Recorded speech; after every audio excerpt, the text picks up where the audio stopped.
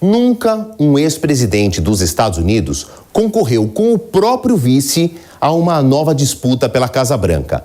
Esta semana, quando Mike Pence anunciou a pré-candidatura pelo Partido Republicano, ele e Donald Trump escreveram uma nova página da história política americana. A decisão de Pence não foi de repente.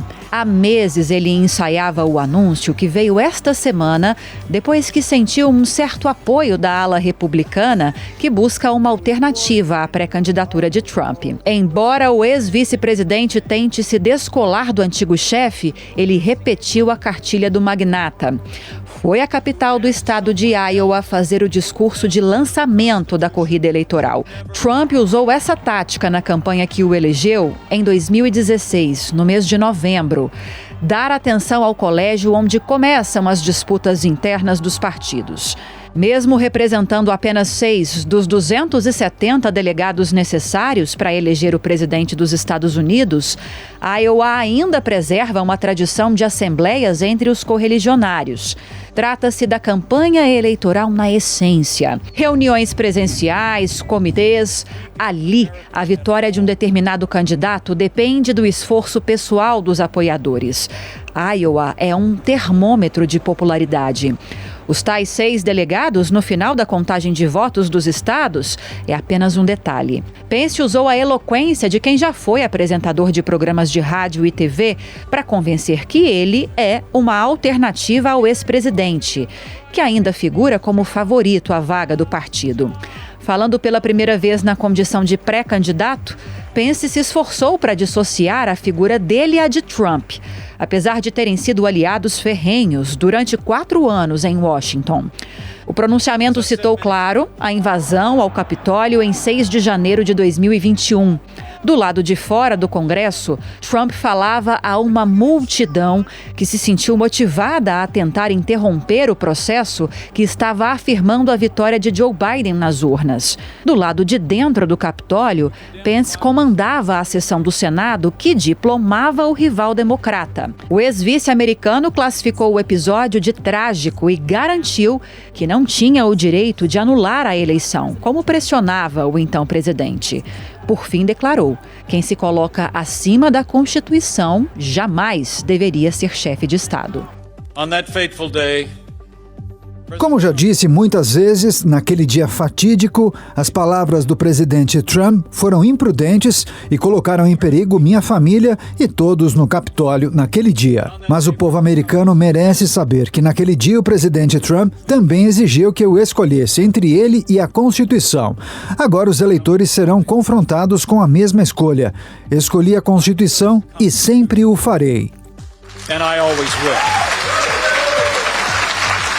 Os aplausos vieram quando ele declarou ter preferido ser fiel às leis do que obedecer uma ordem arbitrária do presidente. Para a gente entender esse movimento histórico, né, um ex-vice-presidente vai concorrer com um ex-presidente, eu vou chamar a ajuda aqui do Diogo Schelp, que é analista também de assuntos internacionais. Diogo, a gente já viu, olhando, por exemplo, entre os democratas, eu vou voltar no tempo, na escolha de Barack Obama para candidato, então, pelos democratas. Ele vociferava ali com Hillary Clinton num momento de pré-candidatura. Depois, a Hillary Clinton, inclusive, foi secretária de Estado, que no modelo americano é muito importante ali no núcleo duro da Casa Branca. Quer dizer, antigos rivais se tornaram depois aliados dentro do mesmo partido. Agora, Mike Pence e Donald Trump estão fazendo o caminho inverso. Eles foram aliados e se tornaram rivais. A minha pergunta é direta. Você acha que isso vai implodir o Partido Republicano? Essa contramão que é histórica? O que vai restar do partido depois dessa queda de braço entre eles mesmos? Olá, Marcelo. Olá a todos. Olha, eu não acredito que vai implodir o Partido Republicano, até porque já há uma fratura dentro do partido que vem ocorrendo entre trumpistas e não trumpistas, né? Republicanos aí que se deixaram influenciar pela maneira de Trump de ser governo e de fazer política e as suas ideologias, e entre aqueles que não o fazem.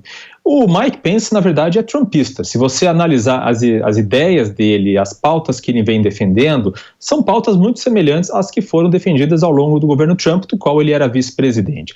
A principal diferença que ele estabelece em relação a Trump é essa defesa da democracia, justamente pelo fato de que Trump o colocou nessa posição ao querer que ele não certificasse a vitória de Joe Biden no dia 6 de janeiro de 2021, naquela ocasião quando houve a invasão do Capitólio.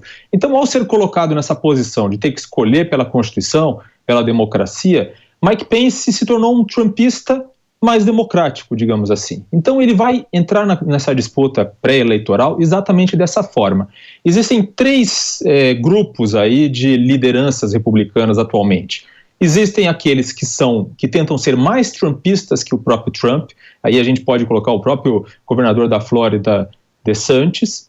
Existem aqueles que são assim porque eles defendem as ideias de Trump, mas de forma ainda mais exacerbada, né?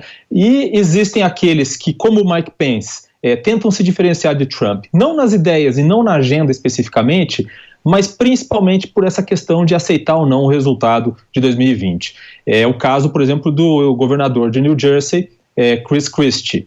Agora, existe o último grupo, que é muito minoritário atualmente no Partido Republicano, que são aqueles que são realmente anti-Trump, que são mais republicanos tradicionais. Schelp, até esse momento, as pesquisas de opinião feitas entre eleitores dentro do Partido Republicano apontam uma enorme vantagem do ex-presidente Donald Trump. Ele aparece com mais de 50% com relação ao Ron DeSantis, por exemplo, que ainda ali está na casa, não chegou nos 20% da preferência do eleitorado. Ainda o Trump é franco favorito ou esses discursos de ex-aliados contra o ex-presidente vão começar a minar essa ideia do Trump voltar a concorrer à corrida da Casa Branca? Eu acredito que não, viu, Marcelo? Olha, além disso, além desses dados que você apresentou, existe uma outra pesquisa que mostra que 86% dos americanos que se identificam como republicanos têm uma visão favorável de Donald Trump. Ou seja, é minoritária a parcela dos republicanos que não gostam de Donald Trump.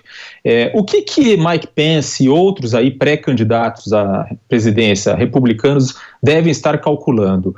Que eles têm a chance, principalmente, de conseguir essa nomeação caso Trump não saia candidato, o que é improvável atualmente, mas devido aos diversos problemas que ele tem tido com a justiça, não é algo assim tão remoto dessa forma. Então, eu acredito que eles se apresentem dessa forma. O Mike Pence, por exemplo, na estratégia dele de ser trumpista, mas ao mesmo tempo ser mais democrático do que Trump, ele parece querer apelar justamente para essa parcela dos republicanos que não gostam de Trump, mas também sem afastar aqueles que são trumpistas, principalmente na agenda política.